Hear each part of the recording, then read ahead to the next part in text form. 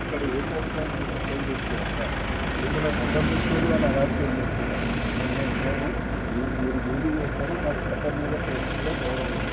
కానీ నాకు మెజార్టీ ఉన్న చోట కూడా వాళ్ళు అరాజకం చేసుకుంటా ఏం పోకుండా మీరు ఆపి నేను మీరు సపోర్ట్ చేసుకున్నట్టు అంటే ముందస్తుగా ఏంటంటే ఈ గొడవలు జరుగుతున్న ఏ గొడవలు పోతలేం కదా. గొడవలు కాదు, అక్కడ మీరు పోతే శాంతి భద్రతలు ఇంకేమన్నా వికాసం జరిగే అవకాశాలు ఉన్నాయంటే ఎట్టి పరిస్థితులలో మీరు వచ్చి నన్ను అరెస్ట్ చేస్తున్నారు.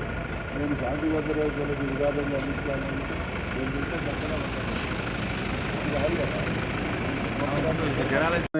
నీచమైన అరాచక రాజకీయానికి తెరతీసి అనేక మున్సిపాలిటీలలో రకరకాల ప్రలోభాల ద్వారా అధికార యంత్రాంగాన్ని పూర్తి స్థాయిలో దుర్వినియోగం చేసి గెలుచుకున్నప్పటికీ ఏర్పడినటువంటి స్థానాల్లో ఒక భయానకమైనటువంటి వాతావరణాన్ని సృష్టించి బీఆర్ఎస్ పరంగా గెలిచినటువంటి వాళ్ళను చిన్నాభిన్నం చేసి ప్రలోభ పెట్టి ఎత్తుకుపోయి వాళ్ళకు మెజార్టీ లేకున్నా దొడ్డిదారిలో గెలుచుకునేటువంటి ప్రయత్నం చేస్తా ఉన్నది. దీన్ని తీవ్రంగా ఖండిస్తా ఉన్నాం.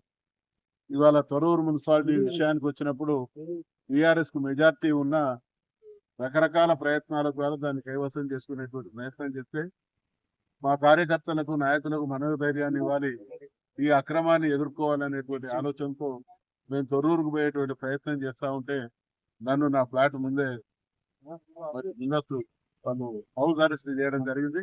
దీన్ని తీవ్రంగా ఖండిస్తా ఉన్నాం.